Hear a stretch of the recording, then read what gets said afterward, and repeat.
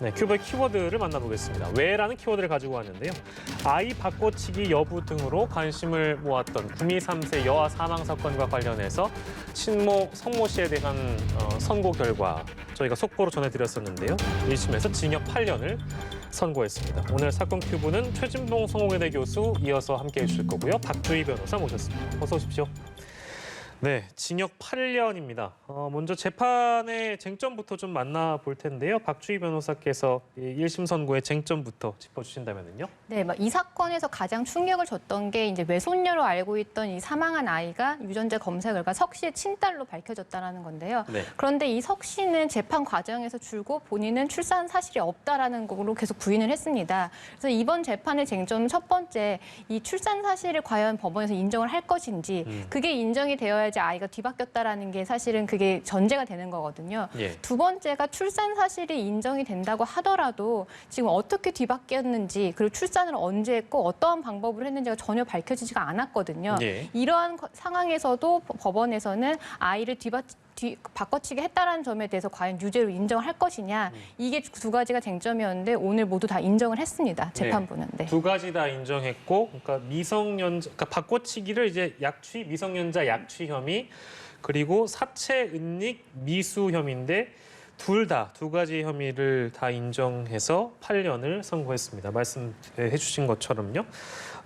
근데 시간을 좀 돌아가 보면 이 성모 씨는 그 기존에 사체 은닉 미수 혐의 이거는 인정했는데 바꿔치기는 하지 않았다라고 계속해서 주장을 해왔잖아요. 그렇죠. 본인이 출산한 일이 없다라고 계속 이제 얘기를 했었죠. 그 계속 뭐 변호인도 그렇고 계속 얘기를 했는데 이번에 이제 재판부가 판결을 내린 내용을 보면요, 크게는 이제 DNA가 가장 결정적인 역할을 했죠. 두 번에 걸쳐 DNA 두 번이 아니라 여러 번 DNA 검사를 했는데 그 DNA 결과마다 모두 다 성모 씨가 지금 그 아이의 친모인 것으로 방향성을 가리키고 있는 거 아니겠습니까? 그러니까 DNA가 틀릴 가능성은 거의 없기 때문에 이 부분이 일정 부분 영향을 미쳤고 이것뿐만 아니라요. 왜냐하면 지금 현재는 본인이 그렇게 강력하게 부인하고 있으니까 검찰이 이번에 제시했던 여러 가지 증거 중에 약 3가지가 또 추가돼 있는데 하나 뭐냐면 일단 임신 사실을 숨기기 위해서 보정 속옷을 집중적으로 구매했다. 임신 시기에 이 문제가 이 부분이 하나 있고 또 하나는 그 1년 동안 생리대 구매를 중단했던 그런 증거도 있다고 합니다. 그러니까 아마 인터넷으로 생리대를 계속 구매를 했었는데 1년이라는 기간 동안 그게 중단됐다는 면도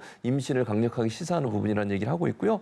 또 하나는 출산과 관련된 영상을 지속적으로 본인의 휴대전화를 통해서 검색을 했다. 이 3가지도 추가적으로 법원이 아마 검찰이 증거로 제시한 내용을 받아들여서 성모 씨가 그 숨진 여아의 친모가 맞다라고 결정적으로 확정하는 데 영향을 미치는 요소가 되지 않았을까 이렇게 생각이 됩니다. 네, 여러 가지 정황 증거들을 또 제시를 했고 그러니까 처음에 검찰이 구형한 게 13년이었잖아요. 근데 지금 최종적으로는 1심에서 8년이 선고돼서 좀 비교해서 보면 어떻습니까, 변호사님? 네, 검찰은 이 범죄가 지극히 반인륜적이고 죄질이 불량하다라고 13년을 선고를 했거든요. 근데 죄를 이제 분석해서 보면 그 미성년자 약취 유인에 대해서는 법정형이 징역 10년의 이하의 징역입니다. 그리고 사체 은닉에 대해서는 징역 7년 이하인데요. 그래가지고 사실은 이 경합범으로 가중을 했을 때 최대로 선고할 수 있는 형이 15년형이기 때문에 검찰은 거의 최대로 구형을 했다라고 보시면 되는데요. 그런데 법원에서는 이제 8년이라서 왜 이렇게 차이가 많이 나는 거냐 이렇게 보시는 분들도 있을 텐데 법원의 입장에서는 어느 정도 이해되는 부분이 있습니다. 왜냐하면 아직까지도 이 장기간의 수사를 거치고 이제 재판의 과정에서도 이 아이를 어떻게 바꿔치기 했는지에 대한 구체적인 범행이 전혀 드러나지가 않았어요. 결과적으로는 출산 결과도 맞고 DNA라든지 이런 정황 증거로 출산한 것도 맞고 뒤바꿔치기 한 것도 추정은 되는데 사실 법원에서는 이제 선고형을 이제 내릴 때는 이 결과만 보지를 않고 이 범행 자체가 어떻게 이루어졌는지 구체적인 방법도 고려를 해서 선고형을 내리거든요. 근데 사실 법원 입장에서는 이런 부분에 대해서 전혀 밝혀지지 않았기 때문에 최대형을 그러니까 검찰이 구형한 이 13년형을 모두 인정하는 데서는 꽤 부담이 있었을 수밖에 없습니다. 그래서 결과를 봤을 때는 바꿔치기 한 것도 맞고 출산 사실도 맞지만 하지만 구체적인 범행 방법이라든지 이런 게 밝혀지지 않은 상황에서는 이런 좀 그 최대형은 검찰에서는 아마 구형하기 어려웠을 겁니다. 선고하기는 좀 어려웠을 겁니다. 예, 검찰의 구형과 법원의 선고 사이에 차이가 나는 부분이 어떤 배경이 있는지 좀 박주희 변호사께 전망을 해주셨고요. 앞서 말씀드린 대로 이 친모라고 지목을 받아왔던 성모 씨의 경우에는 뭐 줄곧 무죄를 주장한 바 있고 아이를 낳은 적도 없고 바꿔치기 한 적도 없고 뭐 이런 식으로 부인을 해왔는데 오늘 결과를 만나보고 나서 어떠한 반응을 보일지도 사실 관심이긴 합니다.